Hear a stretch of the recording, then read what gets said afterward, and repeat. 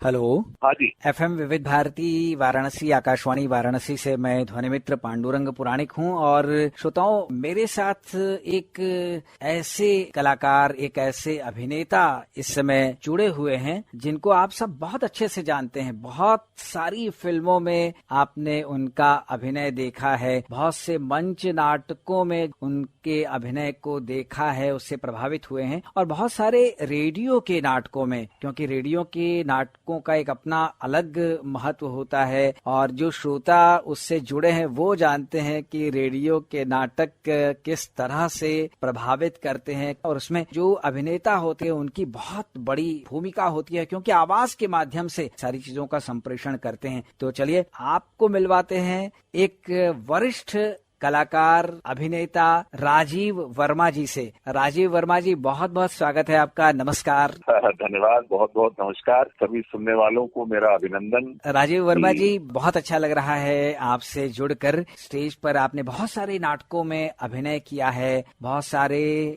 आकाशवाणी के नाटकों में आप जुड़े रहे हैं और आकाशवाणी के तमाम केंद्रों से आपके नाटक प्रसारित होते रहे हैं और श्रोता उनकी भूरी भूरी प्रशंसा करते रहे हैं। तो बहुत अच्छा लग रहा है। अब बात शुरू करते हैं। आप अभिनय की दुनिया में किस उम्र से आए? अभिनय का तो ऐसा है कि बचपन से ही मुझे अभिनय और रंगमंच के प्रति मेरा मन आकर्षित होता रहा है। जी जी। बचपन में रामलीला से आकर्षण बढ़ा और फिर ऐसा लगा कि ये एक ऐसी विधा है जिसके आनंद की कोई सीमा नहीं है जी, और जी। क्यों अच्छा लगता है ये भी मुझे पता नहीं है। एक अजीब सी एक सम्मोहन की स्थिति हो जाती है जो कह नहीं सकते वो क्यों शुरू हुआ। जी जी। और धीरे धीरे फिर स्कूल, कॉलेज और फिर गणेश उत्सव और इस तरीके से फिर धीरे धीरे बढ़ता रहा। जी। तो मेरे ख्याल में 5-6 साल, 7 साल, 8 साल का रहूंगा जब से मैं रामलीला के प्रति आकर्षित हुआ और वहीं से फिर राम की वानर सेना से मेरी अभिनय की ही तरफ बढ़ोतरी हुई।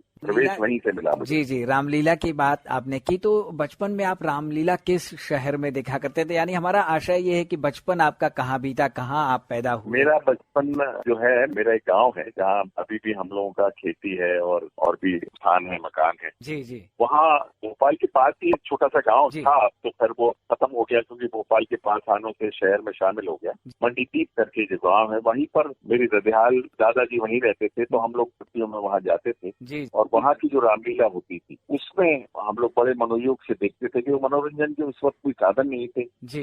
यही था जो छुट्टियों में हमें, और उससे मुझे एक आकर्षण उसके प्रति हुआ। जी। और ऐसा लगता था कि जैसे देखिए जो हमारे गांव के लोग उसमें अभिनय करते थे, जी। कोई राम बनता था, कोई रावण, कोई सीता भी पुरुष ही बनते थे। जी जी। तो खासतौर से जैसे हनुमान है, तो ये ऐसे लोग जो थे हमारे गांव के बड़े दादा, कोई काका, कोई रहते थे और फिर उनकी बड़ी पूछ होती थी। रामायण खत्म होने के बाद भी उनका एक व्यक्तित्व जो था सारे गांव वालों को बड़ा लुभाता था। उनको बड़े आदर की दृष्टि से देखते थे। तो मेरे ख्याल में वो लोकप्रिय होना और सब में पहचाना जाना, वो मुझे बड़ा एक अचंभित करने वाला एक लगती थी ऐसी चीज। जी जी। अगर स्टेज पर हम काम करेंगे तो हमें सब पहचानेंगे, सब हमें आदर देंगे। वो मेरे ख्याल में कहीं से वो एक तरीके से बोल सकते हैं मैं कीड़ा घर के अंदर, दिमाग के अंदर घुस गया और फिर अभिनय का साथ तो मेरा साथ एक ही हो गया। जी जी। आपके परिवार में भी कोई अभिनय से जुड़ा हुआ था पहले से? नहीं, ऐसा नहीं, कोई मेरे से नहीं जुड़ा था।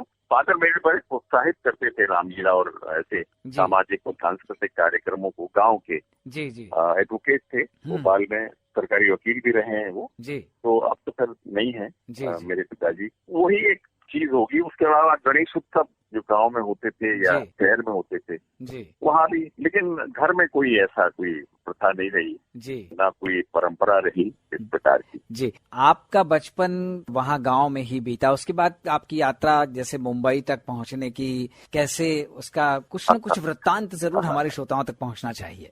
देखिए, वो कोई ऐसी यात्रा नहीं है कि बम्बई की यात्रा करने के लिए या बम्बई की तरफ प्रस्थान करने के लिए मैंने अपनी अभिनय यात्रा शुरू की। जी। ये एक शौक के तौर पर पहले करते थे हम लोग, एक हॉबी, पास टाइम हॉबी थी। जी। और कॉलेज, स्कूल में छोटे मोटे नाटक करना, सांस्कृतिक जो संध्याएं होती थी, उसके अलावा गणेश उत्सव पे छोटे मोटे बच्चों को मोहल्ले के इकट्ठा होकर हम लोग आपस में बच्चों के नाटक किया करते थे, उसी में आनंद लेते थे। जी। तो ये हमारा पास टाइम था, एक वक्त था, खेल कूद और उसके अलावा ये। जी। इसके साथ साथ ही हम जब कॉलेज में गए तो कॉलेज में हम लोग कॉलेज फंक्शन में तो करते ही थे नाटक और स्किट वगैरह। जी जी। तब हमें आकाशवाणी में जाने का मौका मिला और उस वक्त युवा वाणी शुरू ही हुआ था। तो हम लोगों ने ऑडिशन दिया, ऑडिशन में पास हो गए, ड्रामा ऑडिशन भी दिया, उसमें भी पास हो गए।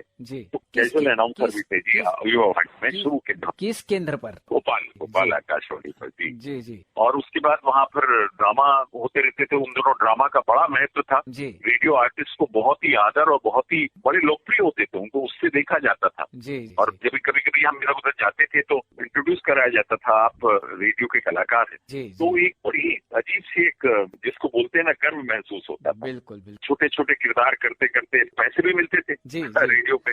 उस वक्त मुझे याद है कि 15 रुपए का चेक मिलता था हमको, वो भी हम जी जी पीछे हम उसपे सिग्नेचर वेरीफाई करा के फिर बैंक में जाके तोड़ा लेते थे। तो एक अजीब किस्म की खुशी होती थी कि देखो एक ऐसा काम हम कर रहे हैं जो हमारे जो प्रोफेशन होने वाला है, जो हमारा प्रोफेशन उससे अलग एक काम है जिसमें आपको पैसे भी मिलते हैं और हमारी कला का सम्मान भी होता है। बिल्कुल बिल्कुल। कॉलेज में फिर करते करते कॉलेज चूंकि मेरा प्रोफेशनल कॉलेज था, मैं तो आर्किटेक्ट हूँ वैसे, बेसिकली आर्किटेक्ट प्लानर हूँ और सरकारी नौकरी में भी रहा मैं करीब 23-24 साल जी। और वहाँ का मैंने हालांकि रिटायरमेंट ले लिया था DRS। उसके बाद मैं दिल्ली में मास्टर्स कर रहा था आर्किटेक्चर में जी, school of planning and architecture में। तब मुझे ऑफर आया था क्योंकि थिएटर बहुत करते थे जी। और उसके पहले थिएटर इतना किया है हमने क्योंकि 1973 में हमारे यहाँ मध्य प्रदेश कला परिषद का एक वर्कशॉप हुआ था, थिएटर वर्कशॉप जी। उसमें देश के महान थिएटर पर्सन श्री पी.वी. कारन वर्कशॉप के निर्देशक थे जी। वो हमारे गुरु एक तरीके से रहे हैं। तो उसपे हमने प्रशिक्षण प्राप्त किया। शाम को क्लासेस होती थी 5 बजे से, करीब 2-2.5-3 महीने का प्रशिक्षण था जी जी। उसपे हर तरह का हमको प्रशिक्षण दिया और अब हमको समझ में आया कि थिएटर क्या होता है।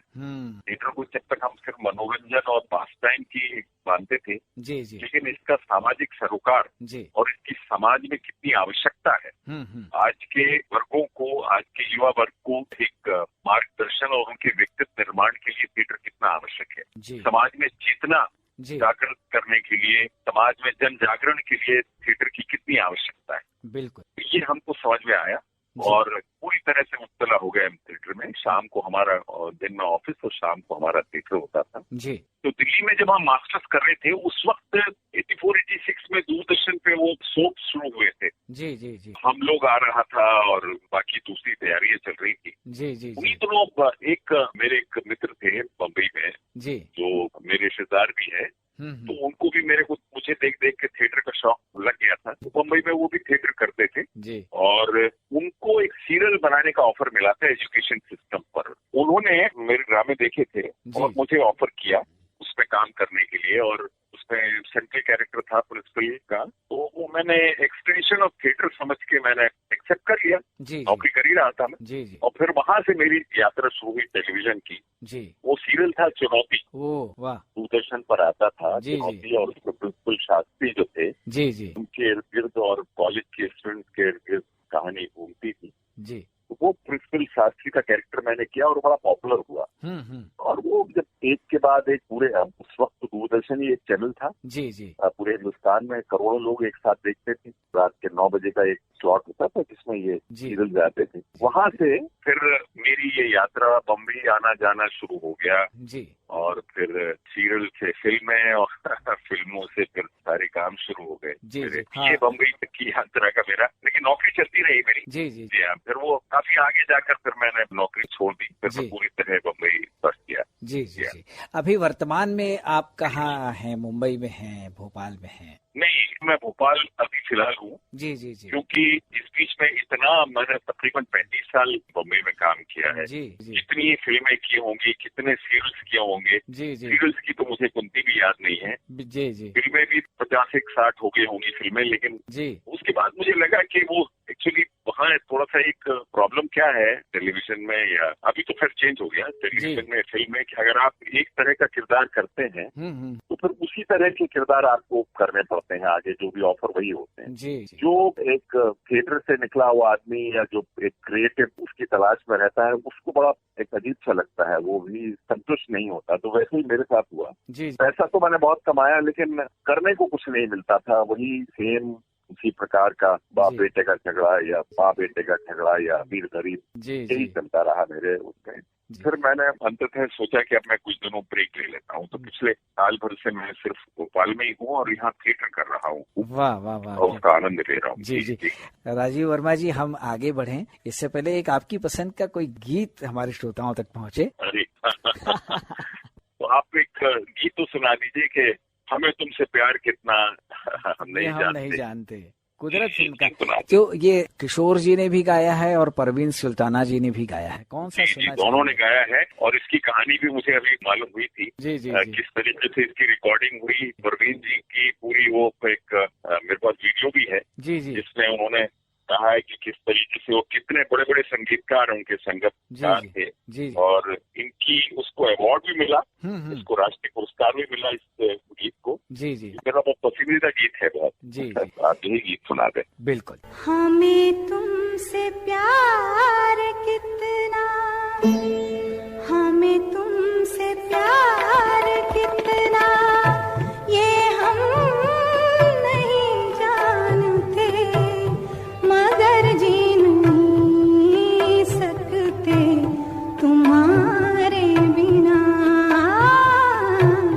हमें तुमसे प्यार कितना, ये हम नहीं जानते, मगर जी नहीं सकते तुम्हारे बिना।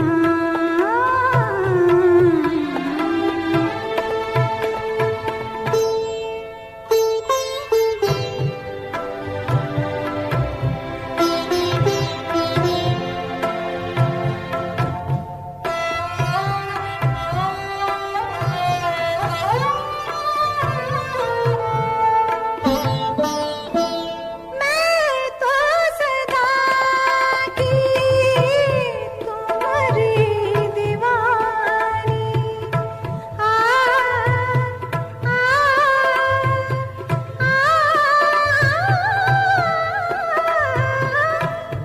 मैं तो सदा की तुम्हारी दीवानी, भूल गए सैया प्रीत पुरानी, कदर न जानी, कदर न जानी। हमें तुमसे प्यार कितना, ये हम नहीं जानते, मगर जी नहीं सकते तुम्हारे बिना। हमें तुमसे प्यार। राजीव वर्मा सर, अगर नाटकों की बात हम करें तो बहुत लंबा आपका अनुभव थिएटर का, नाटकों का रहा है। कौन सा यादगार नाटक और कौन सी यादगार भूमिका है जो लगातार आपको प्रभावित करती रहती है? मैंने इतने नाटक किए हैं, जी मुझे तो हर नाटक अपना बहुत ही अच्छा लगता था। जी, लेकिन कुछ नाटक हैं, जैसे बल्कि दो नाटक ऐसे किए। एक तो मैंने रंजीत कपूर, जो हमारे एनएसडी के बहुत अच्छे डायरेक्टर थे, जी तो मुंबई में है, उनके निर्देशन में किया था। उर्दू नाटक थे, रुस्तम सवारा। जी, वो मैंने किया था, बहुत पसंद किया गया था और मेरे दिल के बहुत करीब था और पूरा डिफरेंट स्टाइल में था। पूरा जिसको बोलते हैं गाते हुए था, वो शेरो शायरी में हुआ करते थे। वाह फिर वाह, लड़ाई भी थी, उसके लिए तलवारबाजी भी मैंने सीखी थी। जी जी वो तकरीबन आज से मुझे लगता है कि 30 साल पहले किया था। जी जी, वो मुझे अभी तक हमेशा याद रहता है और बड़ी मुश्किलों से उसके फोटोग्राफ्स वगैरह भी मुझे मिले हैं। जी वो एक यादगार नाटक था मेरी जिंदगी में। दूसरा जो नाटक, जो एक अलग स्टाइलाइज पे था, वो मैंने कारण जी के निर्देशन में किया था। जी, वो था राजा पगला तीन बेटियां। ये राजा पगला तीन बेटियां जो है, ये शेक्सपियर के किंग लियर का हिंदी रूपांतरण हरिवंश राय बच्चन का था और उसको फिर और पॉलिश किया था एक मिस्टर शर्मा ने। जी, तो वो कारण जी ने ओपन एयर स्टेज में किया था, बहुत बड़े स्केल पर। वाह, और वो यक्षगान शैली में भोपाल में किया था। जी जी, और वो भी मेरे ख्याल में मुझे कुछ याद आ रहा है 78, 79 में कभी हुआ था। जी जी जी। और बहुत ही यादगार प्ले था, बड़ा करीब 4-5 हजार पब्लिक ने एक साथ देखा था, 2 शो हुए थे उसमें। जी जी जी इसके अलावा एक नाटक जो मेरा बहुत दिल के करीब है, जी बल्कि उसने मेरे दिल को भी बहुत राहत पहुंचाई, जी और फिर अभी तक मेरे साथ हैं वो दिल। जी जी। वो था विजय तेंदुलकर का पंछी ऐसे आते हैं, हाँ, वो भी वाह। कारंजी के निर्देशन में। जी जी। उसका मराठी नाम है अशी पाखरे। ओह ये। उसमें मैं, अगर आपको याद हो तो, अरुण सरनायक जी का किरदार मैंने किया था। जी जी जी। और ये भी 73 की बात है, वाह। और तब मेरी शादी नहीं हुई थी। जी जी और मेरी पत्नी, जो अब मेरी पत्नी है, वो रीता भी उसमें काम कर रही थी। जी जी जी और वहीं से हम लोगों की शुरुआत हुई, और अब मेरी हम सफर है वो। जी जी जी तो इसलिए ये बड़े मेरे दिल के करीब नाटक हैं जी। बहुत। और वैसे तो एक उर्दू नाटक, अब उसके बाद क्या हुआ कि करीब 10-20 साल से मैं अभिनय कम करता हूँ नाटकों में, निर्देशन ज्यादा करता हूँ। जी और मेरा शौक है कि अलग अलग किस्म के नाटक में करूँ। जी जी जी एक उर्दू प्ले मैं करता हूँ जो मैंने 35 साल से करता हूँ। पहले मैं उसमें खुद करता था, अब मैं उसे निर्देशित करता हूँ। जी जी जी वक्त के कराते रंग, ये वाह। क्लासिक प्ले है, उर्दू का एक बहुत ही क्लासिक प्ले है जी जी और बड़ा मशहूर है। इब्राहिम यूसुफ नाम के एक बहुत बड़े हुए हैं, अकबर पुरस्कार से भी सम्मानित हुए हैं, अब जी। है नहीं। जी जी उनका नाटक है ये, जो मैंने मध्य प्रदेश उर्दू अकेडमी के लिए 3 मरतबा किया है, और तकरीबन अब तक उसके 15-20 शो हो चुके होंगे। जी अब फिर से रिवाइव किया था मैंने कुछ 10 साल पहले, जी और फिर शो होते रहते हैं। वो बहुत ही सेंसिटिव, बहुत ही मेरी जिंदगी का पहला निर्देशन किया हुआ नाटक है, इसलिए और मुझे अच्छा लगता है। जी जी। ये मेरे प्लेस हैं।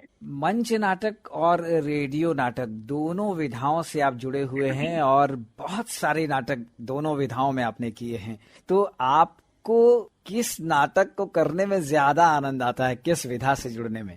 देखिए, रेडियो नाटक तो मेरे दिल के बहुत करीब है, जी क्योंकि रेडियो ने मुझे इस काबिल बनाया है कि मैं अपनी आवाज का इस्तेमाल किस तरह से कर सकता हूँ, जी जी कितनी तरह से कर सकता हूँ, बगैर लोगों को अपना चेहरा दिखाए। बिल्कुल। रेडियो नाटक की ये खासियत है कि आप जो भी संवाद बोलेंगे, जो भी उसमें साउंड इफेक्ट्स डालेंगे, उसको आपको ये आभास हो जाएगा श्रोताओं को कि वो महल में है कि जंगल में है कि गरीब के यहाँ है, क्या जी है। जी ये सारी चीजें और उनके इमोशंस को, उनकी जो एक वो है, वो आपस में किरदार के रिलेशंस को सिर्फ आवाज से आप उसको किरदार का जामा पहना सकते हैं। जी जी। ये सबसे बड़ी खूबी है रेडियो के नाटकों की।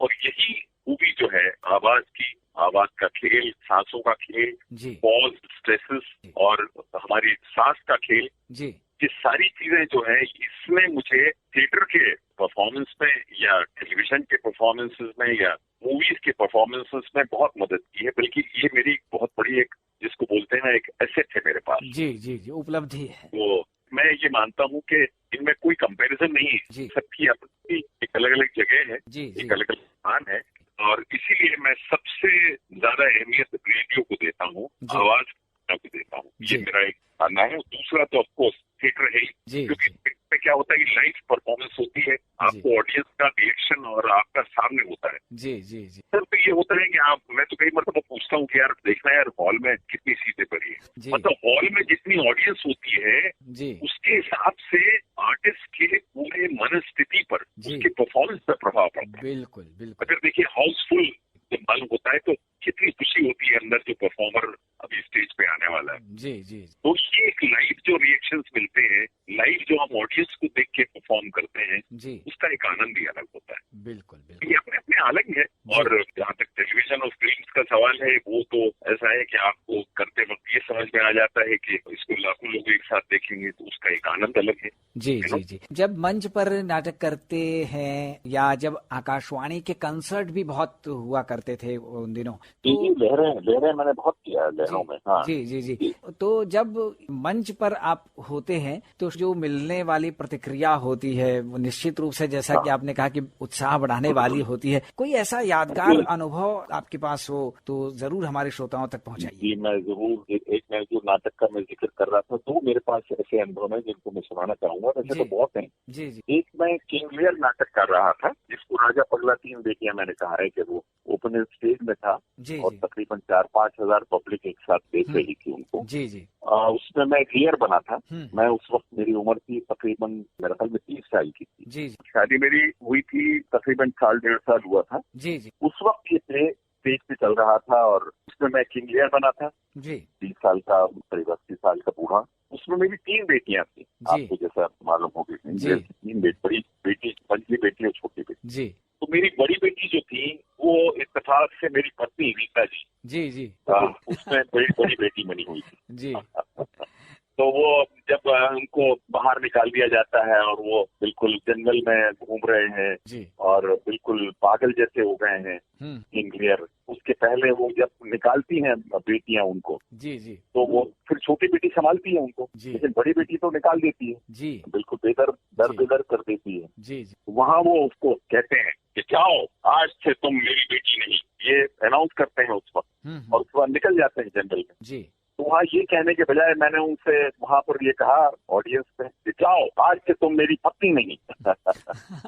तो जी ये एक इंसिडेंट जो है जिसमें पूरा हॉल हंसने लगा और मैं ये कह के अपना स्टेज से एग्जिट ले लिया। जी जी जब मैं नीचे आया अंदर, जी तो ग्रीन रूम में मुझसे कहा कि राजेश जी आप क्या कह के आ गए? मैंने कहा क्या कह के आ गए? पहले आपने ये कह दिया। और मैंने कहा मैं क्या आया, जो भी कहना था। सर बहरहाल वो अखबारों में भी छपा था उसका, लोगों ने मजे लिए। जी जी एनीवे वो एक मैं बता रहा हूँ आप, जी ये एक इंसिडेंट जो है वो मुझे बड़ी यादगार लगता है, क्योंकि एक मेरा जो एक नाटक मैं आपको बता रहा था, उर्दू का नाटक है वक्त के कहाते रंग, जी जी उसे मैं पहली बार डायरेक्ट कर रहा था। जी मतलब डायरेक्शन मैंने पहला किया था, मध्य प्रदेश उर्दू एकेडमी का एक नाच समारोह था, जी उसमें मुझे नाटक दिया गया था कि आप इसे निर्देशित करें। वो नाटक जो था वो लेखक की जिंदगी से कहीं से जुड़ा हुआ था, जी जी बड़ा इमोशनल। वो हमारे आजकल बल्कि बहुत कॉन्टेम्परेरी है। वो अभी भी मैं करता हूँ तो लोग रोते हैं उसको देखकर।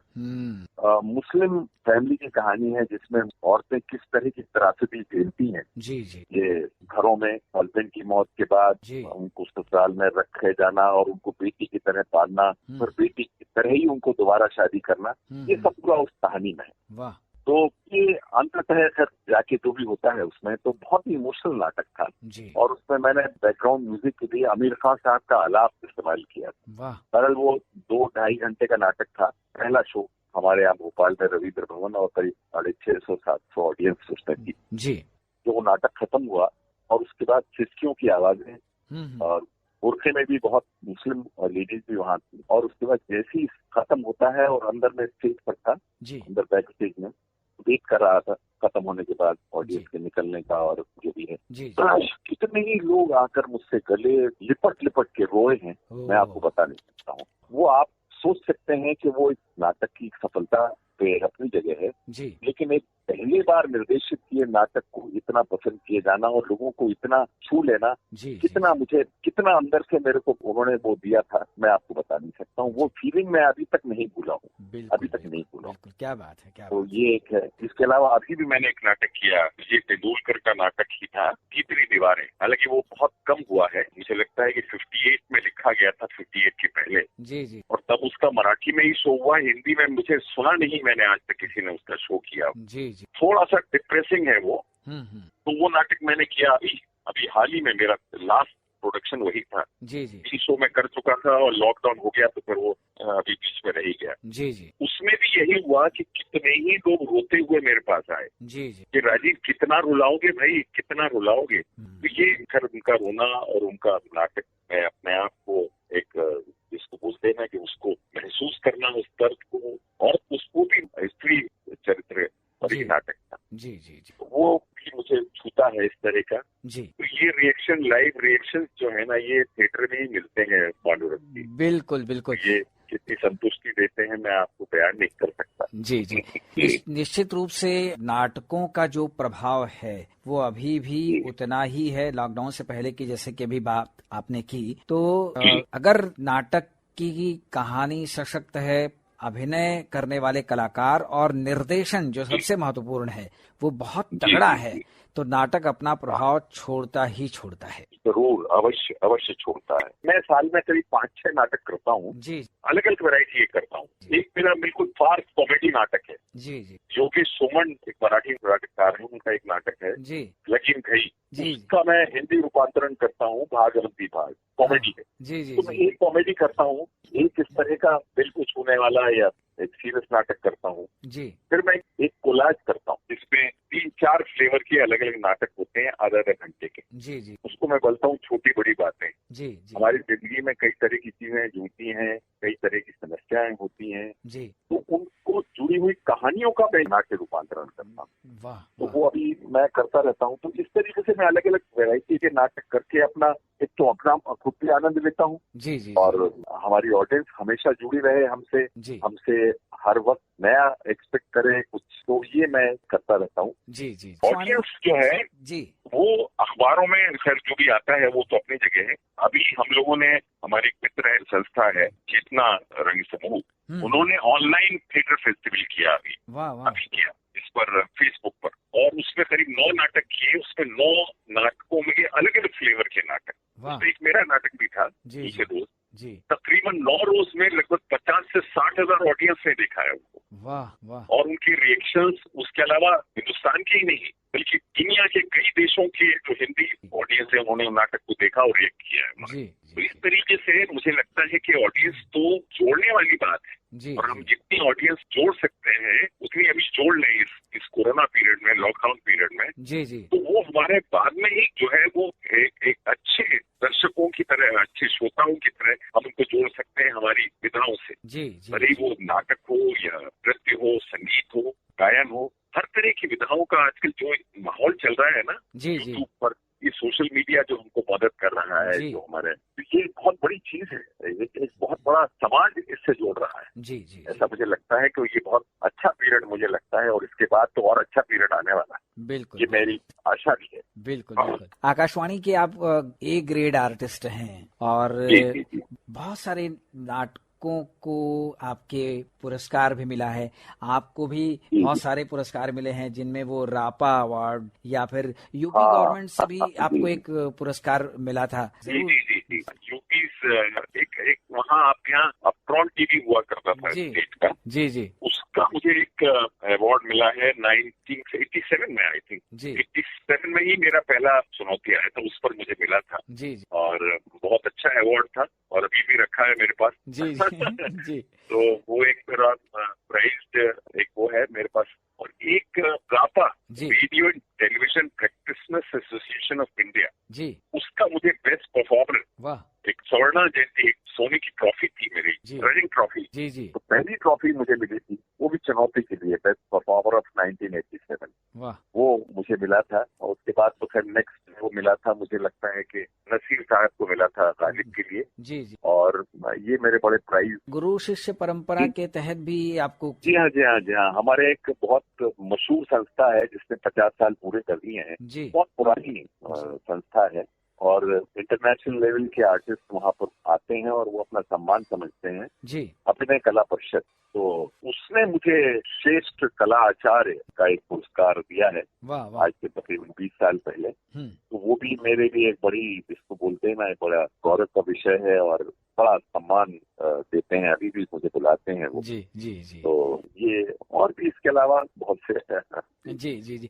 आप अच्छा लगता है। बिल्कुल बिल्कुल। तो हमारी ओर से, हमारे श्रोताओं की ओर से भी हम आपका अभिनंदन करना चाहेंगे। और आप तो एक नाटक का कह लें पूरा कोश, पूरा भंडार है, आपके अंदर कला जैसे कूट कूट कर भरी हुई है। तो जो अभिनय की कला है या जो निर्देशन की कला है, उसको आगे बढ़ाने के लिए आप किसी शिष्य को भी तैयार कर रहे हैं? देखिए, मेरे जो भी शागिर्द प्लेज होते हैं, जी प्लेज होते हैं, उसमें मेरी अक्सर वर्कशॉप का रिहर्सल चलती है जी। और मैं तकरीबन 2.5-3 महीने की रिहर्सल करता हूँ, जिसमें हर तरह के 1-2 मेरे कलाकार होते हैं, बाकी सब नए होते हैं। मेरे यहाँ कोई ग्रुप नहीं है। जी जी। मेरा एक थिएटर संस्था जरूर बनाई हुई है भोपाल थिएटर्स के नाम से, परंतु मैं खुद भी हर संस्थाओं में काम करता हूँ। वहाँ मुझे निर्देशन के लिए बुलाते हैं या अभिनय के लिए बुलाते हैं।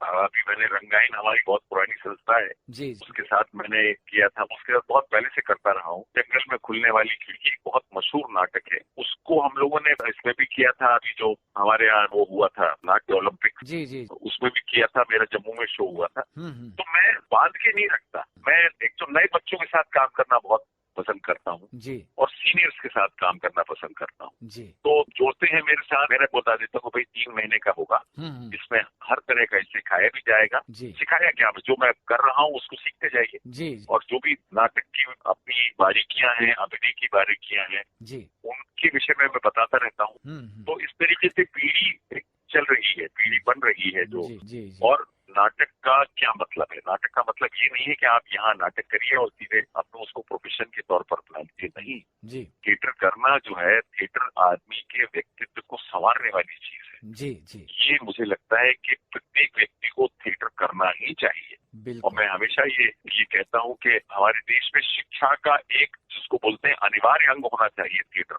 जी क्योंकि थिएटर जो है पर्सनालिटी को पॉलिश करता है, जी आदमी को संवेदनशील बनाता है। बिल्कुल एक बिल्कुल अच्छा नागरिक होने के लिए थिएटर का होना बहुत जरूरी है। जी। और किसी भी प्रोफेशन में जाए आपको थिएटर की आवश्यकता पड़ती है। भले आप ऑफकोर्स थिएटर आर्टिस्ट में तो अपनी जगह है, टीचर हो या सेल्समैन हो या डॉक्टर हो, जी। कहीं भी थिएटर की जरूरत पड़ती है। यहाँ तक कि ऑफकोर्स नेताओं को तो पड़ती है, आप जानते ही हैं। जी जी तो जी इसलिए मैं चाहता हूँ कि ये एक चीज है। और हमारा हर प्रोफेशन में आदमी संवेदनशील होना चाहिए। जी भले वो एडमिनिस्ट्रेटर हो, पुलिस में हो, जी। नेता हो, जब तक वो संवेदनशील नहीं होगा, वो आदमी मनुष्य मात्र की तकलीफों को, उनकी जरूरतों को ठीक से समझकर उनका समाधान नहीं कर पाएगा। जी ये मेरा एक मानना है। इसलिए मैं थिएटर को एक शिक्षा का अंग मानता हूँ। जी और मेरे बच्चे भी कुछ न कुछ थिएटर या कहीं न कहीं लगे रहते हैं, हालांकि अलग अलग प्रोफेशन में है दोनों। जी जी जी जी तो ये मेरा एक हमेशा का एक रहा है कि मैं थिएटर को शिक्षा का एक अंग मानते हुए जी। और उसी प्रकार से अपना काम भी करता हूँ। बिल्कुल। आपके अर्धांगिनी रीता जी अभी भी आपको नाटकों में सक्रियता के साथ। बिल्कुल, अरे वो मुझसे ज्यादा एक्टिव है भाई, और मुझसे सीनियर भी है। जी सीनियर भी है। और जी। बल्कि उनका पहला नाटक वो बताती है कि जी। वो जब 6-7 साल की थी, जी तो हमारे यहाँ रविंद्र भवन, सब जगह बने थे रविंद्र भवन, जी जी हिंदुस्तान भर में रविंद्र शताब्दी पर। जी तो हमारे यहाँ रविंद्र भवन का जो उद्घाटन हुआ था, उस पर उन्होंने पहली बार नाटक किया था वाह वाह मंच पर। वाह। और इत्तेफाक से, वो तो बहुत पुरानी बात है, मतलब मेरे से वैसे उम्र में छोटी है वो, जी जी जी लेकिन वो सीनियर है एक तरीके से, क्योंकि बंगाली है। जी तो बंगालियों में तो ये एक पारिवारिक परंपरा रहती है थिएटर बिल्कुल, की, बिल्कुल। संगीत की। बिल्कुल। और हम लोग तो खैर इत्तेफाक से सीख गए या जी। करने लगे। जी जी जी जी राजीव वर्मा जी, आगे बढ़े इससे पहले आपकी पसंद का एक, आप तो गाना सुनवा दीजिए मेरी पसंद का। एक जी। दिलीप कुमार साहब मेरे पसंदीदा एक्टर हैं। जी जी मैं आपको बताऊं, जी मेरे दिल के बहुत करीब हैं। मैं बड़ी उनकी इज्जत करता हूँ, मोहब्बत करता हूँ उनसे एक जी तरीके से। जी जी जी उनकी फिल्म का एक गाना सुना दीजिए, और जो सारे, मतलब सभी के लिए एक नजर जिसको बोलते हैं ना, उनके लिए जी गाना है ये, जी कि तेरे हुस्न की क्या तारीफ करूं, क्या बात कहते है, हुए भी डरता हूँ। क्या बात है, क्या बात कहीं है, भूल से तू न समझ बैठे कि मैं तुझसे मोहब्बत करता हूँ। क्या बात ये है। आप सबको सुना दीजिए, ऑडियंस के लिए भी, आपके लिए भी, बिल्कुल और बिल्कुल दिलीप साहब के लिए भी। बिल्कुल बिल्कुल बिल्कुल। तेरे हुस्न की क्या तारीफ करूं, तेरे हुस्न की क्या तारीफ करूं, कुछ कहते हुए भी डरता हूँ, कहीं भूल से तू न समझ बैठे कि मैं तुझसे मोहब्बत करता हूँ। मेरे दिल में कसक सी होती है, मेरे दिल में कसक सी होती है, तेरी राह से जब मैं गुजरती हूँ, इस बात से ये न समझ लेना कि मैं तुझसे मोहब्बत करती हूँ।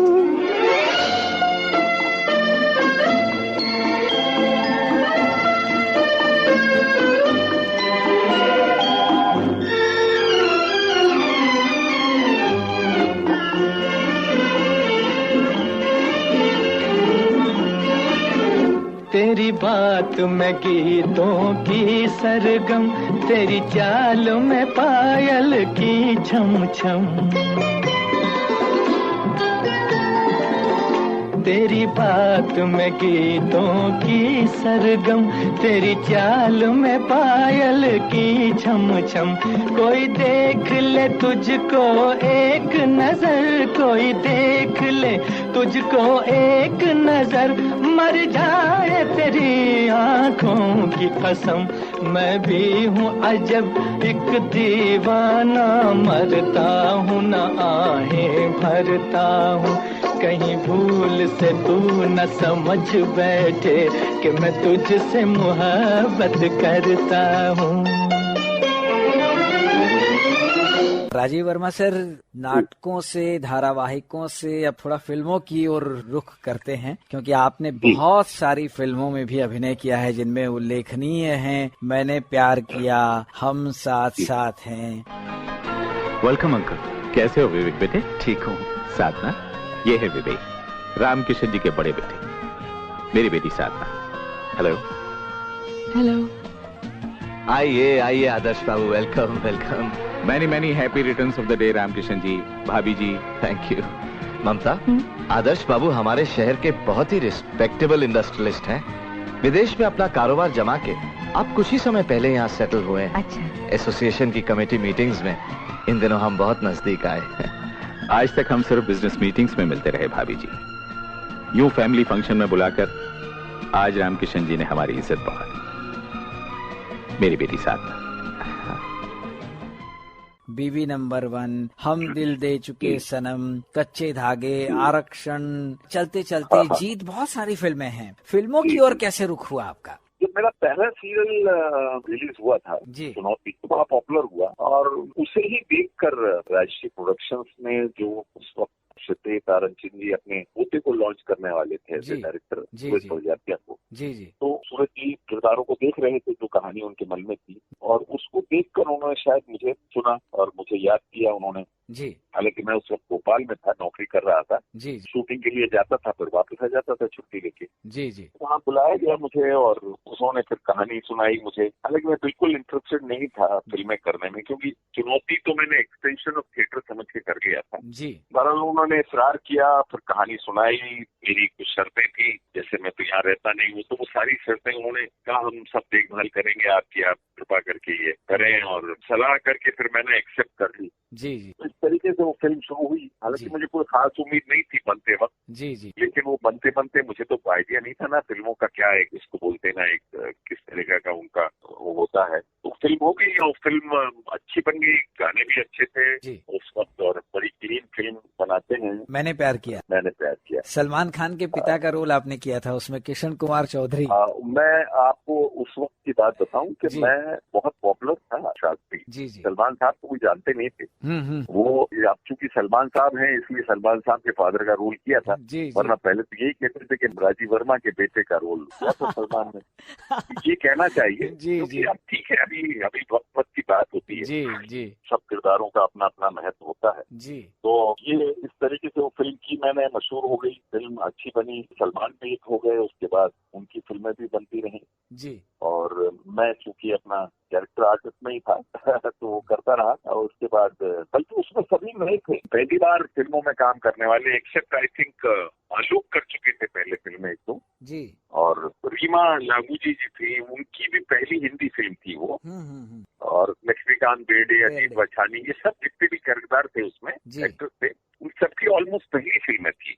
मेरी पहली फिल्म थी, सलमान की एज ए हीरो पहली फिल्म थी, उसके पहले कहीं असिस्टेंट थे वो। तो पहली फिल्म जैसे आपकी थी वहाँ, तो शूटिंग पहली बार जब आप करने लगे फिल्म की, क्या अनुभव रहा आपका, क्या चीज नई आपको समझ में आई?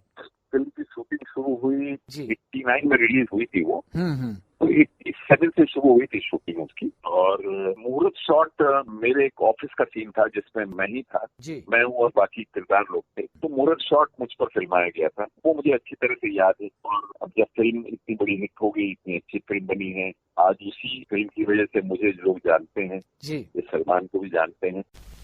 आज तुम्हारा जन्मदिन है? जी। क्या उम्र हो गई है तुम्हारी? 18। 18 साल की उम्र के लिए काफी होशियार। देखो, मेरी तुमसे कोई दुश्मनी नहीं, तुम्हें इस घर में रहने की सहूलियत दी गई थी, कोई अधिकार नहीं। किस हक से? किस हक से तुमने मेरे बेटे की जिंदगी में कदम रखा है? किस हक से? जवाब दो। I want an answer. जवाब दो। जवाब मैं देती हूँ। हाँ, इसे ये हक दिया है प्रेम के प्यार ने, इसे अपनी बहू बनाने के मेरे फैसले ने। कौशल्या, ये लड़की इस घर की बहू नहीं बन सकती। मुझे अच्छा लगता है कि भाई मुहूर्त शॉट उस फिल्म का मुझ पर फिल्माया गया था। जी उस शॉट में सलमान नहीं थे, जी जी ऑफिस के लोग थे। देखिए, टीवी का कैमरा जो होता है, जी जी जिसको मैं एक्सपीरियंस कर चुका था, एक चुनौती सीरियल पूरी हो गई थी मेरी और एक दूसरी सीरियल की शूटिंग कर रहा था। जी विमल मित्र बांग्ला के बहुत बड़े नॉवलिस्ट हुए हैं। जी। विमल मित्र, उनके नॉवल पंखे बाप ने है, मुजरिम हाजिर उनका एक नॉवल था। जी जी इस पर मैं सीरियल कर रहा था, मुजरिम हाजिर। जी उत्पल दत्त थे मेरे साथ, मेरे पिताजी नूतन थी और भी लोग थे। जी जी तो वो कैमरा जो था, वो कैमरा टीवी का क्या होता है, इलेक्ट्रॉनिक कैमरा होता है, जी जी उसमें आवाज नहीं होती। और ये जो कैमरा होता है मैकेनिकल कैमरा। जी अब तो फिर ये भी इलेक्ट्रॉनिक हो गया, उस वक्त की बात है। जी जी तो वो जो कैमरे की जो आवाज आती है चलते वक्त, जी घर घर उस वक्त आती थी ना, जी वो बड़ी एक फैसिनेटिंग आवाज होती है।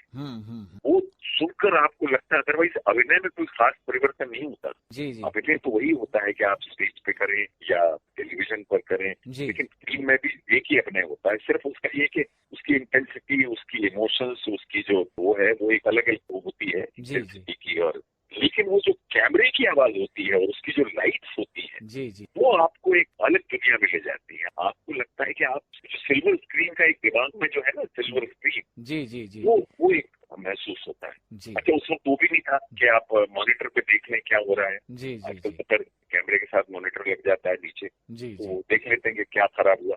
उस वक्त तो वो भी नहीं था, तो पीक्स ज्यादा होते हैं जी उस वक्त। जी तो घर घर जो है ना, वो एक अजीब सी फीलिंग मन में एक्टर के महसूस कराती है। जी और एक अजीब किस्म का एक पता नहीं कहाँ पहुंच जाते हैं। मैं उसकी फीलिंग को शब्दों में बयान नहीं कर सकता, but that is absolutely different feeling जी when you face the real camera, cinema scope जिसको बोलते हैं ना, जी वो बड़ा आनंददायक होता है, उसकी फीलिंग अलग होती है। फिल्मों में बहुत सारे लोगों के साथ, बड़े बड़े कलाकारों के साथ आपको अभिनय करने का मौका मिला। कोई ऐसा यादगार किस्सा हो? एक फिल्म मैं कर रहा था, हम दिल दे चुके सनम। जी जी तो हम लोग शूटिंग कर रहे थे गुजरात में, एक राजकोट के पास एक जगह है गोंडल, जी वहाँ पर मेरा जो एक मेजर सीन है, जी बहुत से जगह जगह किया, लेकिन वहाँ जो एक मेजर सीन है जिसमें, जो मेरे ख्याल में उसमें भी दिखाया गया था अवार्ड फंक्शंस में, जी जी फादर और सन के बीच में बातचीत है। बिल्कुल, हाँ, जो और जिसमें मैं उससे कहता हूँ कि जाओ तुम जो भी उसके विषय में, कि भाई ठीक है, अगर तुम छोड़ना चाहते हो तो छोड़ दो उसको, है, और दूसरे के लिए, अपनी बहू के लिए। अजय देवगन मेरे बेटे हैं। जी जी तो वो हम दोनों के बीच में जो एक सीन है, वो बड़ा इम्पोर्टेंट सीन है। और उसके बाद ही वो लड़का जो है वो जाता है उसको लेकर उसके साथ उसके लवर को ढूंढने के लिए जी जी विदेश। वो एक सीन जो था वो बड़ा इम्पोर्टेंट सीन था। हालांकि मेरा काम उसमें कम था, जी लेकिन मुझे लगा कि वो बड़ा एक टर्निंग पॉइंट वाला सीन है एंड वेरी इंपॉर्टेंट सीन। जी जी और हो सकता है कि ये, हालांकि वो सीन एडिटिंग में थोड़ा कम किया गया, जी जी लेकिन मुझे बड़ा संतुष्टि मिली उस सीन को करके। जी जी इसके अलावा तो खैर फिल्मों में करते रहते हैं तरह तरह के काम। जी अब तो खैर बहुत दिनों से फिल्में बन नहीं रही है, 2-3 महीने हो गए जी, शूटिंग। जी, एक वेब सीरीज कर रहा हूँ, ऐसी फिल्मों के कुछ सीन होते हैं। एक फिल्म मैंने बहुत ही बढ़िया फिल्म की थी। इस्माइल श्रॉफ एक बहुत मशहूर डायरेक्टर थे, जी जी उनके साथ मैंने करीब 4 फिल्में की। जी एक फिल्म की थी मैंने, जिद फिल्म एक की थी जिसमें प्राणलाल मेहता की फिल्म थी, जी जी और उसकी तकरीबन बहुत शूटिंग की हमने। बहुत अच्छी फिल्म थी, बाप बेटी की कहानी। जी जी लेकिन इत्तेफाक से फिल्म चली नहीं। तो और एक फिल्म मैंने की जिनके साथ मेरी बहुत तमन्ना थी, अमरीश पुरी साहब के जी साथ। जी वो मेरे बड़े पसंदीदा रहे हैं। जी वो फिल्म थी, वो तेरा नाम था। हालांकि वो भी नहीं चली। जी वो कोहली साहब उसके डायरेक्टर थे, जी जी और भोपाल बेस्ड फिल्म थी वो। जी मैं भोपाल का नवाब हूँ, और अमरीश पुरी साहब हमारी स्टेट में रहते हैं और बहुत बड़े म्यूजिशियंस हैं, जी बहुत थोड़े संगीतकार हैं। मैं उनकी बहुत इज्जत करता हूँ। तो उनकी बेटी और मेरा बेटा विलन हो गया था उसमें, तो वो कहानी थी। जी तो उनके साथ काम करने का मौका मिला, मुझे बहुत अच्छा लगा। जी और बड़ी अच्छी फिल्म बनाई थी साहब कोहली साहब ने। लेकिन मेरे ख्याल में यही उस वक्त, अब अगर दिखाया जाए, जी। अब वो फिल्म आती तो बराबर चलती, जी। क्योंकि अच्छी फिल्मों का जमाना अब आ गया है, मुझे लगता है। जी क्योंकि अब स्टोरी बेस्ड फिल्में बन रही हैं, जी और किरदार जो है वो हीरो नहीं होते, हम्म। यंग लड़का और यंग लड़की हीरो है, जी। अब किरदार होते हैं। कैरेक्टर्स होते हैं जी जैसा विदेशों में फिल्में बनती हैं उस तरीके की। अब मुझे लगता है अच्छा जमाना आ रहा है, अच्छा क्या मतलब चेंज हो रहा है जी जी तो कह सकते हैं। जी तो अब आनंद आता है फिल्में की स्टोरी सुनने में, जी देखने में उन्हें। जी जी ये मेरा एक है, अब देखिए क्या मिलता है आगे। जी। अभी अच्छा, तो फिल्मों में शूटिंग के बाद डबिंग करने का काम होता है, तो वो हाँ, डबिंग हाँ। किस तरह की जाती है, क्या उसका अनुभव आपका रहा है, थोड़ा सा वो बताइए ना हमारे श्रोता। जी जी, देखिए पहले जो फिल्में बनती थी, जैसे मैंने प्यार किया, मैंने जी। पहली बार डबिंग की उसमें। जी जी जी उसमें पूरी फिल्म डबिंग होती है, पहले जी। पहले फिल्म में सारी डबिंग होती थी, अभी भी होती हैं। जी जी तो उसमें अलग अलग ट्रैक होते हैं, जी अलग अलग ट्रैक होने के बाद साउंड का ट्रैक अलग होगा और म्यूजिक का अलग होगा। और तो हर आर्टिस्ट का एक ट्रैक बनाते थे पहले, जी उसका एक पूल अलग बनता था हम्म। हर आर्टिस्ट का, जो भी मेन आर्टिस्ट हैं उनके। जी तो मुझे याद है मैंने प्यार किया की फिल्म की हमने पूरी डबिंग इनके स्टूडियो में की थी।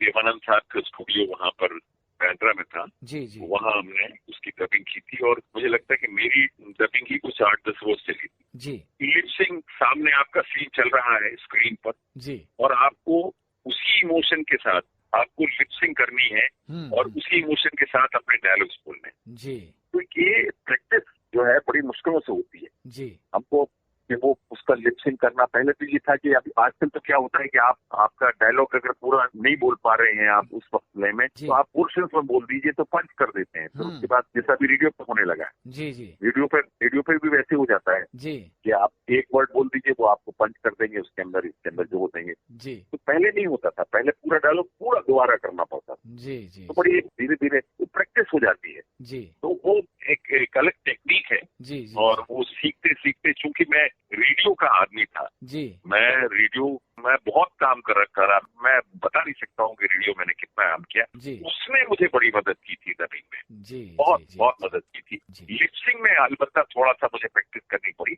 जी अदरवाइज वो इमोशंस जो आपने एक्चुअल शूटिंग के वक्त कहे हैं वो कई मरतबा मिस हो जाते हैं, जी मिस हो जाते हैं जी। वो डबिंग में। जी लेकिन चूंकि मेरी रेडियो की आदत थी जी तो रेडियो ने मुझे वहां भी मदद की। जी ये एक मेरा बड़ा अच्छा इंटरेस्टिंग एक्सपीरियंस था। जी फिर उसके बाद तो फिर लगातार अब डबिंग करते करते करते आदत हो जाती है जी और मजा आता है फिर डबिंग करने में। कई मरतबा हमको कुछ लाइनें गलत बोल गए हैं तो वो भी हम ठीक कर लेते हैं इसमें। जी जी बट वो लिपसिंग के हिसाब से वो वर्ड्स जो है राइटर हमको दोबारा लिख के दे देता है। जी अब तो यह हाल है टेलीविजन पर, जैसे पहले आपको स्टूडियो जाना पड़ता था टेलीविजन पर, आज जी। तो बताऊं जी अब तो क्या है वो डबिंग वाला एक आदमी अलग एक्सपर्ट हो गया है। जी वो मशीन लेके आप कहीं भी हो, जी किसी जी दूसरी लोकेशन पे हो, जी। कहीं आप घर पे बैठे हो तो वो आ जाएगा आपके पास, आपकी डबिंग करके ले जाएगा। जी मतलब ये हो गया है। तो वो अब इतना बहुत आसान हो गया है। फिर एक एक लाइन, एक एक वर्ड आजकल आप चेंज कर सकते हैं, पंच कर सकते हैं, जी जी बहुत आसान हो गया है अब। राजीव वर्मा जी, बहुत सारी फिल्मों में आपने अभिनय किया है, ये रास्ते हैं प्यार के, जी, अंदाज, जी, जी। कर्ज, बेलगाम, बहुत सारी फिल्में हैं। आपकी पसंद, आपने मुझे याद दिला दी लगा। जी जी जी आपकी जो फिल्म है, आपने जिन फिल्मों में अभिनय किया है उनमें से कोई गीत जरूर आप श्रोताओं को सुनवाइए जो आपको पसंद हो। आप मेरा ख्याल में मैंने प्यार किया कि गाने आप सुनवा दीजिए जी जी जो जी। आपकी पसंद हो। वाह। क्योंकि किसी फिल्म में गाना तो मैंने गाया नहीं है जी। लेकिन हाँ, एक 2-3 ज्यादा फिल्मों में मैं रहा हूँ पार्ट गानों का। जी जी कभी हंसते हुए, कभी कुछ एक्शन करते हुए। जी जी जी वैसे मैंने प्यार किया मैं कोई गाना जो आपकी पसंद का हो सुना। ठीक है। दिल दीवाना बिन सजना के माने ना, ये पगला है समझाने से समझे ना, ये पगला है समझाने से समझे ना।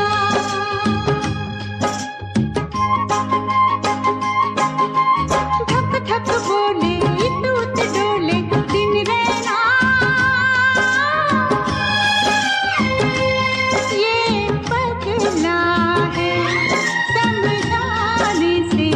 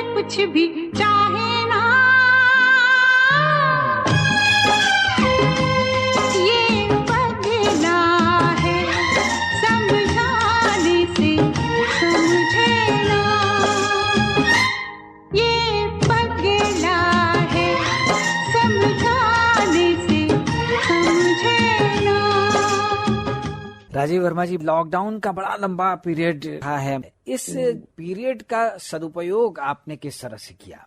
ये मैं आपको बताऊं, लॉकडाउन जो है शुरू में तो हमें लगा कि करेंगे क्या, जी जी ये कहीं जाना नहीं, कहीं आना नहीं, घर पे ही हैं। जी और जो हम रोज किसी कार्यक्रम में जाते थे या हम किसी कार्यक्रम का हिस्सा होते थे, जी वो सब बंद हो गया, मिलना जुलना बंद हो गया। जी तो ये बड़ा एक अजीब सी मन स्थिति हो गई थी कि डिप्रेशन, खासतौर से मुझे नहीं, मेरी पत्नी को बड़ा डिप्रेशन हो गया। जी जी और चूंकि हमारे बच्चे बाहर हैं, हम दोनों ही घर में हैं, जी तो एक दो रोज तो ऐसा गुजर गया। फिर हमने सोचा कि हम करें क्या। जी तो इस बीच में हमने पूरे घर का जायजा लिया, क्योंकि क्या होता है कि जब आम दिनों में आप रहते हैं तो आप घर को पूरी तरह से ना देख पाते हैं, कहाँ क्या हो रहा है। अपना काम किया, जी बेडरूम से आए, डाइनिंग रूम में आए, जी किचन में आए, खाना खाया, नाश्ता किया जी जी और अपने पढ़ने लिखने वाले कमरे में चले गए। धीरे धीरे पूरा हमने घर तलाशा, जी घर से सारी वो सफाई, सारा कबाड़ा, क्लटर्स जो बाहर निकाला। जी इसके अलावा स्टडी रूम था, उसमें स्क्रिप्टें भी इधर उधर बिखरी हुई थी, जी अखबार बिखरे हुए थे, किताबें ठीक से जमी नहीं थी, जी। क्योंकि आपाधापी में बहुत सी चीजें रह जाती। जी ये जी सारी चीजें संभालना शुरू की जी और जी इसमें बहुत सा ऐसा खजाना मिला। जी इतनी स्क्रिप्ट मिली है हमें ड्रामे की, जो हम्म, कई मरतबा ढूंढते रहते थे। ओ किताबें सही हो गई जी और पेपर कटिंग्स जो है हमने प्रॉपर फाइलिंग कर दी है जी जी और आपस में बात करते रहे। फिर एक वक्त ये आया कुछ 10, 15, 20 रोज बाद कि जूम की मीटिंग शुरू हो गई। जी जी तो जूम पे मीटिंग्स करना हमने सीख लिया, ऑनलाइन बैंकिंग सीख ली। जी यार मैं आप बताऊं कितनी चीजों का आपको अनुभव और ज्ञान प्राप्त हुआ है इस जी बीच में। जी जी ऑनलाइन शॉपिंग सीख ली, जी जो अलग अलग ऐसे साइट्स होते हैं जहां से आप सामान बुला सकते हैं घर जी पे, जी जी वो सीखती। तो ये हमें बड़ा ज्ञान हुआ। उसके बाद जूम मीटिंग्स जो शुरू हुई है, जी जी जिसमें हम कहानी पाठ भी होता रहा, म्यूजिक भी सुनते रहे, जी फिर उसके अलावा चर्चाएं भी होती रही। कई संस्थाओं ने क्लासेस शुरू की, जी उसमें क्लास में हम एक्सपर्ट्स बोलने लगे, स्टूडेंट्स को पढ़ाने लगे। जी तो इसका एक अलग आनंद शुरू हुआ। जी तो जी ऐसा मुझे लगा कि लॉकडाउन पीरियड का इस्तेमाल और उसको, जिसको बोलते हैं ना, एक कठिन समय को एक अवसर बनाने का जी हमने जरिया ढूंढ लिया है। जी जी ये एक, फिर हमारी पत्नी जो है वो थिएटर की आर्टिस्ट तो है ही, इसके अलावा वो बहुत से सोशल उनसे जुड़ी हुई है, club of India, then all India women's conference, जी जी उनकी मीटिंग्स और उनके शुरू हो गए। जी। तो एक तरीके से जो लोग दूर दराज रहने के वजह से जुड़ नहीं पाते थे, जी एक तो देख नहीं पाते थे, वो आपस में जुड़ गए। जी। तो एक तबका जो है, हर विधा का तबका बढ़ गया है। जी जी और मुझे लगता है कि मैं तो पता नहीं कितने उसमें कितने ही सैकड़ों लोगों से ऐसे मिला होऊंगा जिनके बारे में कभी जी। सुना ही नहीं। जी बड़े बड़े साहित्यकार, बड़े बड़े थिएटर पर्सन जिनसे मुलाकात नहीं हुई थी, सिर्फ नाम सुनते थे, लेखक, जी। उनसे बातचीत होती रही, जी। पत्रकारों से बातचीत होती रही। तो ये मुझे तो बहुत मजा आ रहा है। जी बल्कि अब मैं सोच रहा हूँ कि जब लॉकडाउन खत्म हो जाएगा तो बड़ा खाली सा लगेगा। जी बात की भी कुछ योजनाएं आपके मन में जी। चल रही होंगी। हाँ हाँ जी बिल्कुल। मेरे दिमाग में जो हमारे इसके इमीडिएटली बाद में अपनी छोटी बड़ी बातें 5 शुरू करने वाला था, जी जिसकी कहानियां भी मैंने सेलेक्ट कर ली थी। अभी उसका कहानी पाठ भी हमने कर लिया है। जी जी हाँ, कुछ और हमारे मित्रगण हैं, उन्होंने इसमें कहानी पाठ का सेशन किया था, जी जी जूम पर ही किया था। तो वो मेरी शुरुआत होगी छोटी कहानियों की, जिसमें करीब 15-20 मिनट, आधा घंटे की कहानियां हैं, जी 4 उनकी मैं शुरुआत करूंगा। उनका प्रदर्शन कैसे होता है वो सोचना है, जी क्योंकि एक विचार ये भी चल रहा है कि घरों में ही 10, 25, 50 लोगों को बिठाकर, क्योंकि हॉल्स तो अभी टाइम है खुलने जी में, जी जी मुझे लगता है कि नवंबर दिसंबर ही जाएगा। जी जी तो उनकी प्रस्तुति कैसे हो, इस पर विचार चल रहा है आपस में। तो तैयारी चल रही है और बातचीत चल रही है जी और सिलेक्शन स्क्रिप्ट का हो गया है जी और पढ़ा भी जा रहा है। कुछ नाटक भी मैंने अनुवाद भी करवा लिए हैं, जी उन पर भी काम चल रहा है उसका। जी कुछ विदेशी नाटक है, उनका हिंदी अपना हिंदुस्तानीकरण भी मैं कर रहा हूँ। जी जी और अच्छा, मुझे कहानियों का बड़ा शौक है। जी जी छोटी छोटी कहानियां जो आती हैं, 2 पेज 3 पेज की कहानियां जो हमारे जिंदगी से जुड़ी होती हैं, उनका नाट्य रूपांतरण करना मुझे बहुत अच्छा लगता है। जी जी तो वो मैं स्वयं भी करता हूँ और करवाता भी हूँ। वाह तो वो चालू है मेरा जी। इकट्ठा होना कहानियों का। जी जी तो ये चल रहा है बस। और इसके अलावा अब देखिए, आजकल YouTube में रीता जी जो है वो तरह तरह के व्यंजन वाह उस पे सीख रही हैं और बना रही हैं। जी जी तो जी वो भी चखना चल रहा है। क्या रीता भादुरी जी से भी हमारी बातचीत हो सकती है? मैं आपसे बात कराता हूँ। हाँ जी। नमस्कार। जी जी नमस्कार नमस्कार। तो श्रोताओं, हम आपको बता दें कि अब हमारे साथ हैं अभिनेता राजीव वर्मा जी की हमसफर रीता भादुरी वर्मा जी। बहुत बहुत स्वागत है रीता जी आपका। नमस्कार। नमस्कार, सबको नमस्कार। रीता जी, आपके बारे में बहुत सी बातें राजीव जी ने हमें बताई। आपकी जो अभिनय यात्रा है, आप उनका किस तरह से सहयोग करती है, बहुत सारी बातें बताई। आप चूंकि हमसे जुड़ी हैं और हमें अच्छा लग रहा है आपसे बातें करते हुए, श्रोता भी जरूर आपके बारे में और जो बातें हैं उनको जानना चाहेंगे। आप अभिनय तो बचपन से करती आ रही हैं, कौन सी यादगार भूमिकाएं आपकी रही हैं? देखिए, जब हम नाटक करते हैं तो सारे नाटक अपने लिए होते हैं जी। जब मैं कोई ट्रेजेडी करती हूँ जी जी। तो तब मुझे ऐसा लगता है, अरे ये तो ट्रेजेडी बहुत कर लिया, अब कॉमेडी करना चाहिए। जी, जब जी। मैं कॉमेडी करती हूँ तब मुझे ऐसा लगता है, अरे कॉमेडी बहुत कर लिया, अब ये ऐसा दूसरी तरह का कुछ करना चाहिए। तो तरह तरह के काम किए हैं। तो वैसे एक उर्दू नाटक था, वो जी। वक्त के कराहते रंग, जी जी जी। वो मेरे बहुत दिल के करीब है। जी और अभी हाल ही में एक नाटक किया था, भीतरी दीवारें। जी जी। उसमें मेरा थोड़ा नेगेटिव रोल था, जी। तो उसको भी मैंने बहुत एंजॉय किया करके। जी। और फिर कॉमेडी में एक भाग अवंती भाग, जी। वो भी अच्छा था। और वैसे दिल के करीब बताया तो पंछी ऐसे आते हैं, वाह वाह। जिसमें हम और राजीव जी थे। जी, तब जी। हमारी शादी नहीं हुई थी, जी। तो उस वक्त का एक अलग रोमांस था, मजा था। जी जी जी। बहुत सारे नाटक आपने किए हैं, आकाशवाणी के नाटकों में भी आपने जरूर हिस्सा लिया होगा। जी जी जी, मैं भी वहाँ के ऑडिशन हूँ। जी जी। हाँ, मैं ना आकाशवाणी में करती तो हूँ बहुत, जी। पर मैं कभी बहुत कंफर्टेबल नहीं रही हूँ। जी जी। क्योंकि वहाँ अब तो टेक्नोलॉजी अलग हो गई है। जी। अच्छा, रेडियो के अलावा दूरदर्शन या टीवी के सीरियल्स में भी हाँ, आपने? वो भोपाल में ही किए हैं मैंने, जी। भोपाल में ही किए। जी जी जी जी। क्या है, मैंने हमेशा प्राथमिकता अपने परिवार को, अपने बच्चों और घर गृहस्थी को दी है। जी तो जी। मेरी नौकरी भी थी, तो मैं सरकारी नौकरी में थी। जी मैं जी। केंद्रीय विद्यालय में इंग्लिश पीजीटी थी। जी तो जी। ऐसा वहाँ जाना, बम्बई जाना, जी। और वहाँ मैं बहुत कंफर्ट जोन को बहुत ज्यादा प्राथमिकता देती हूँ। जी, तो इसीलिए मैं उतनी जद्दोजहद नहीं कर सकती, मैं इतनी एम्बिशियस भी नहीं हूँ। और हमें लगता है कि एक जो गृहिणी होती है उसको सबसे ज्यादा प्राथमिकता अपने घर परिवार और अपने बच्चों को देनी चाहिए, ताकि उनका भी भविष्य उज्जवल हो सके और गृहस्थी की गाड़ी बहुत अच्छे से चल सके। जी जी। अब देखिए, अगर हम और राजीव जी दोनों फिल्मों में व्यस्त हो जाते तो फिर घर का बैलेंस थोड़ा गड़बड़ हो जाता है ना। बिल्कुल बिल्कुल। तो ये तो हो ही जाता है ना। जी जी, ये चीजें बहुत जरूरी हैं। जी जी, वरना मुझे कभी इच्छा भी नहीं रही कभी। जी जी जी। आपके शौक क्या क्या हैं? शौक अभी इन दिनों, ये जी। कोरोना के टाइम में जी जी। मैंने शायद YouTube का इतना इस्तेमाल किया है जी कि जी। मैं रोज नए नई चीजें पकाती हूँ, जो वाह। मुझे पहले वक्त नहीं मिलता था। अच्छा। सच में नई नई चीजें बना रही हूँ, नए नए डिशेस बनाती हूँ। जी मजा आता है, सबको खिलाती हूँ, लोग मुझे एनकरेज करते हैं, वाह वाह वाह वाह करते हैं। जी। तो मेरा मोराल भी बूस्ट हो जाता है कि चलिए अच्छा लगा। जी जी।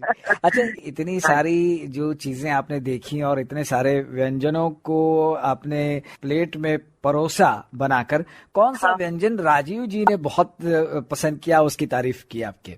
वो सारे जो भी मैं बनाती हूँ ना, वो सब तारीफ करते हैं, डर के मारे कि कल मिले या ना मिले। या बच्चे की तारीफ होती है ना, जैसे कि बहुत अच्छा, ताकि अगली बार और अच्छा बनाए। उस तरह का हाल है। जी जी जी। आज ही मैंने जलेबी बनाई थी तो उनको बहुत अच्छी लगी। कल मैंने कचौड़ी बनाई थी तो उनको बहुत अच्छी लगी। अच्छी लगी या नहीं लगी पता नहीं, पर उन्होंने बहुत मेरे को एनकरेज किया। जी जी जी।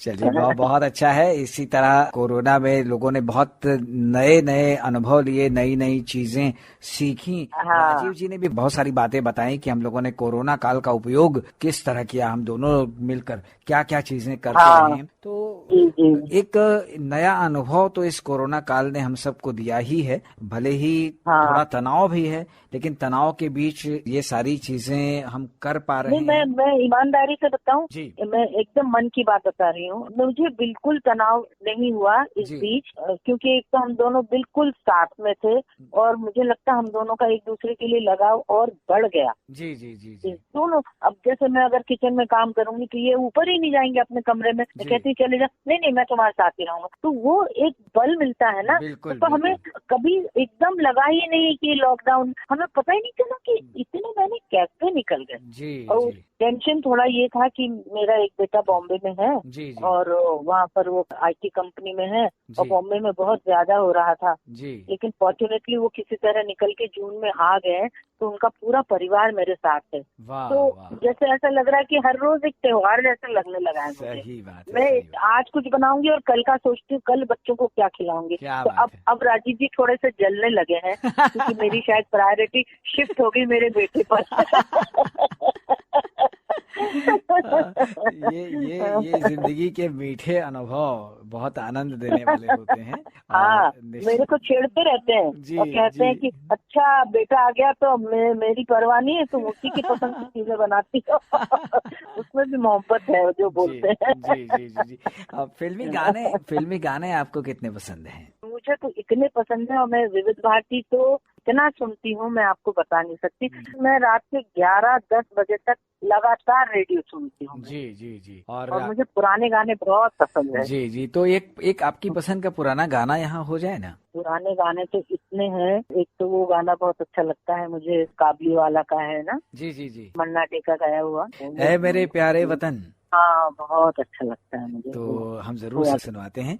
है मेरे प्यारे वतन, है मेरे बिछड़े चमन, तुझ पे दिल कुर्बान, तू ही मेरी आरज़ू, तू ही मेरी आबरू, तू ही मेरी जान, है मेरे प्यारे वतन, है मेरे बिछड़े चमन, तुझ पे दिल कुर्बान।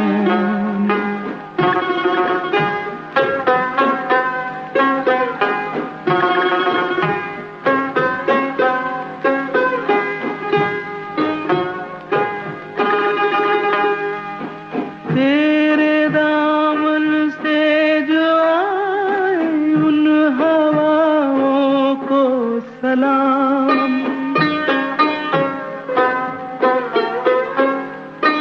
तेरे दामन से जो आए उन हवाओं को सलाम, चूम लूं मैं उस जुबां को जिस पे आए तेरा नाम, सबसे प्यारी सुबह तेरी, सबसे रंगी तेरी शाम, तुझ पे दिल कुर्बान, तू ही मेरी आरज़ू, तू ही मेरी आबरू, तू ही मेरी जान। अच्छा, अभिनय आप करती हैं आपने बताया, तो अभिनय के साथ साथ गाने का भी तो जरूर कभी कभी मौका मिलता होगा मंच पर, नाटक के दौरान। हाँ, ऐसा गुनगुनाना ऐसा कुछ नहीं, कोई खास नहीं। तो कोई गुनगुनाना सुर का ज्ञान है, जी, जी। बेसुरा नहीं होते हैं, और तानसेन है, तानसेन नहीं है। तो कोई गीत गुनगुनाइए ना।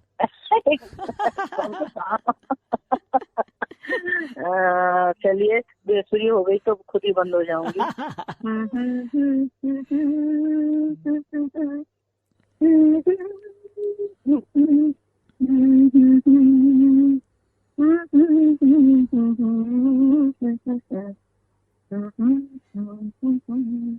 बस इतना। क्या बात है, बहुत बहुत अच्छा लगा। ये गाना मुझे बहुत पसंद भी है। जी जी जी, कुदरत फिल्म का।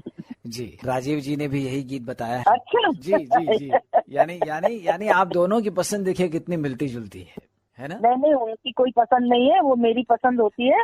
और उसके बाद उनको मजबूरी में वो, क्योंकि मैं हर वक्त बोलूंगी ना, जैसे रेडियो पे वो गाना आता है, बहुत ज्यादा आता है, मैं क्यों देखिए अब हमारा गाना आ रहा है, ऐसा करके उनकी पसंद बन गई। तो उनको पसंद है वो वाला गाना, वो का टेलीफोन रंगून से आया, इस तरह के गाने। अच्छा मेरे पिया गए रंगून, किया है वहां हाँ, से मेरे पिया टेलीफोन।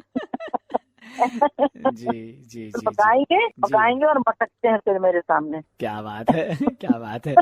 तो अभिनय की दुनिया घर पर भी सजीव रहती है, ये बहुत अच्छी बात है। और निश्चित रूप से एक अलग तरह की ऊर्जा देने वाली होती होगी ये सारी चीजें जिंदगी। बहुत अरे वो तो बहुत नकली उतारते हैं, मिमिक्री करते हैं मेरे सामने जी, तो कुछ तो ख्याल करो इस उम्र में भी। अरे उम्र का क्या है? उम्र 55 की दिल बचपन का, वो है ना कहावत, है कि नहीं? चलिए जी जी, चलिए बहुत बहुत बहुत अच्छा लगा आपसे बातें करके, और बहुत आनंद आया। बड़ी हास्य ऊर्जा से भरने वाली बातचीत रही है। तो पता नहीं इन्होंने मेरे बारे में क्या क्या बुराई करी है आपसे, मैंने तो सुना नहीं। नहीं, बहुत बहुत अच्छी बातें हुई हैं और तारीफ ही आपकी हुई है। और जब आप सुनेंगी तो आपको भी पता चलेगा। अभिनय नाटकों में बहुत सारे, और अभी आपने बताया कि कुछ दिन पहले भी हमने नाटक किया था। एक डायलॉग जो आपको बहुत अच्छा लगता हो, बहुत आपके दिल के करीब हो, आप सुनाइए ना हमारे श्रोताओं को। अरे कुछ याद नहीं आ रहा है हाल फिलहाल, एकदम से आपने पूछ लिया, मेरी तो कोई तैयारी नहीं थी। कोई बात तो नहीं, डायलॉग कहाँ? अरे आप जैसे वरिष्ठ कलाकारों को तैयारी की जरूरत ही नहीं है, तो उनके नहीं रग-रग में बसी हुई है नाटक की विधा। वो वक्त के कराटे रंग का शायद मैं बोल लूं, मुझे एकदम से याद नहीं आ रहा है। जी जी उस जी, वक्त ऐसा उसमें स्टोरी था कि मेरे बेटे की हाल फिलहाल मौत हुई है, तो उस सदमे से क्या है कि बेटा, मैंने कहा ना, उसके जी, बाद हमारे जी। मियाँ बीबी में झगड़ा होता है। जी जी जी, हमेशा एक भतीजा आ जाता है तो वो प्रॉपर्टी लेना चाहता है, तो उस पर से डायलॉग था। जी। तो मियाँ बीबी में झगड़ा होता है, तो वो क्या है, उसमें हम दोनों का कॉन्वर्सेशन है। जी जी, तो दोनों का ही हो है जाए ना, चलिए वो भी है सामने, तो हम दोनों का। हाँ। उसने और उसकी माँ ने हमारी बात 7 पुस्तकों की बनी बनाई इज्जत खास में मिला दी, और आज समझती कि मैं उससे बात करता हूँ। मगर ये भी तो सोचिए ना, अदालत में जो घटिया ड्रामा उन लोगों ने खेला है, वो किसी शरीफ इंसानों को जेल देता है क्या? आप अभी भी उसे ड्रामा समझते हैं, उसमें कोई हकीकत नहीं था। खुद आपके भाई के लक्षण। मेरे मरहूम भाई का नाम ना लो, वो आप बुरे सही, मगर अदालतों में ऐसी बातें करना क्या मुनासिब था? आपको तो अच्छा मालूम होता है कि ये सब झाड़ फूक कर बैठ जाए और वो कौड़ी कौड़ी को मोहताज होकर के दर बदर के ठोकरे खाते थे। पैसे की ऐसी मोहब्बती को मुझसे कहा था, मैं अपना घर बेच देता, उनका मुंह बंद कर देता, उनका पेट भर देता, खानदानी इज्जत और शराफत अदालतों में ठोकरे तो लगाती पड़ती। मेरा भाई बेइज्जती के गम में मर गया और आप कहती है मैं उसे माफ कर दूं? ये सब कहने की बातें हैं, ये सब उन्हें खुद को सोचना चाहिए था ना। अभी हो चुका, आपको तो और फरमाइए, क्या फरमाना है आपको? आपने चारों तरफ से अपनी आंखें बंद कर ली, तो फिर कहने सुनने को बाकी क्या रहा? आपको तो बस झगड़ने का एक बहाना चाहिए। अरे जिस तरह उसने अदालत में चिप पीकर कहा था कि मेरा बाप आवारा है, बदचलन है, बदमाश है, आप भी ढोल पीजिए कि मेरा शौहर जालिम है, जलना है, बेरहमी है, कोई आपकी जबान नहीं है। ये खबर मेरे लिए जहन्नम हो गया है। क्या तेरी इतनी बड़ी दुनिया में मेरे लिए 2 गज जमीन भी नहीं है? अरे अपने लिए क्यों, मेरे लिए मांगो, चोरी पहला फैला कर मांगो। अरे 20-25 साल का साथ बहुत हो गया, अब आखिर उठता नहीं होगी। बहुत हो गया, हाँ, सब कुछ बर्दाश्त कर लूंगी, लेकिन याद रखना जो ऐसी बात है अपने जुबान पर दोबारा लाए तो कहने दीजिए, मुझे आपकी कोई बात नहीं सुननी है। आपको तो आंखों पट्टे बांधिए, ये भी ख्याल नहीं है कि घर में जवान लड़की है। हाँ, मैं तो बेवकूफ हूँ, अंधा हूँ, बस तुम ही कल वाली रह गई हो। वाह वाह वाह वाह, क्या बात है, क्या बात है, बहुत जबरदस्त, बहुत जबरदस्त, बहुत मियाँ बीवी का झगड़ा है। बहुत अच्छा लगा। तो आपने कहा कि मुझे कोई भी तनाव नहीं हुआ, लेकिन बहुत सारे लोग ऐसे भी हैं जिन्होंने तनाव का सामना किया है। क्या कहना चाहेंगे उनके तनाव को दूर करने के लिए? देखिए, बहुत सकारात्मक सोच रखना चाहिए। जो जैसी स्थिति है उसमें से अपने आप को हल निकालना ही वो बहुत जरूरी है। खुशियाँ ढूंढने में मिलती है, कोई पड़ोस में आस पास मिल जाएगा हमको खुशी।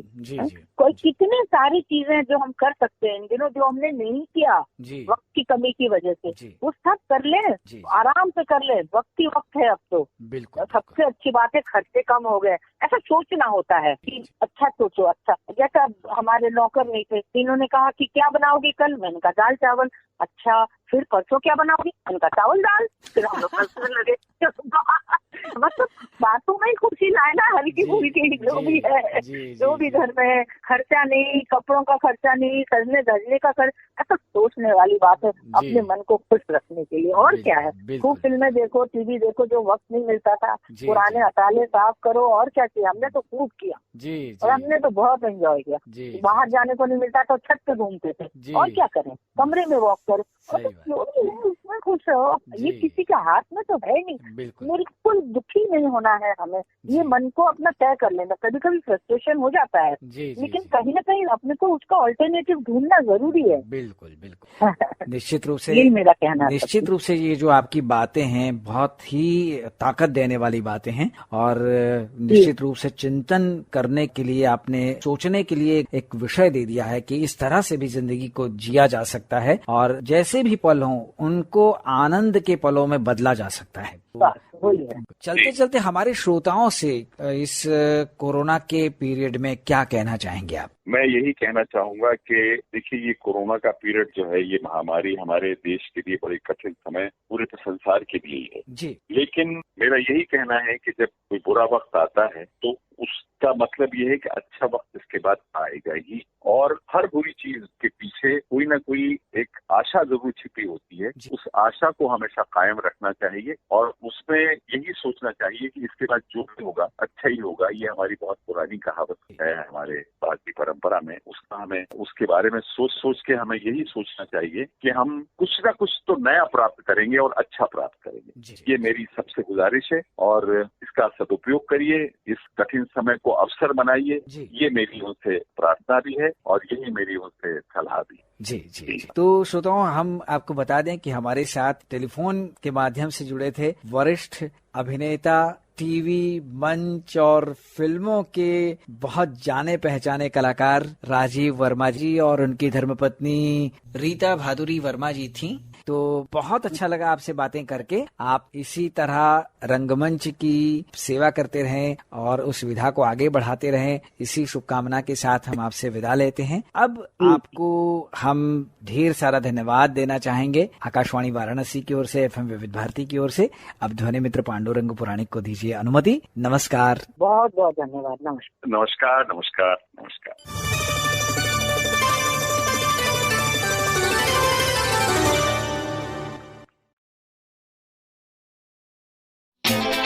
Thank you.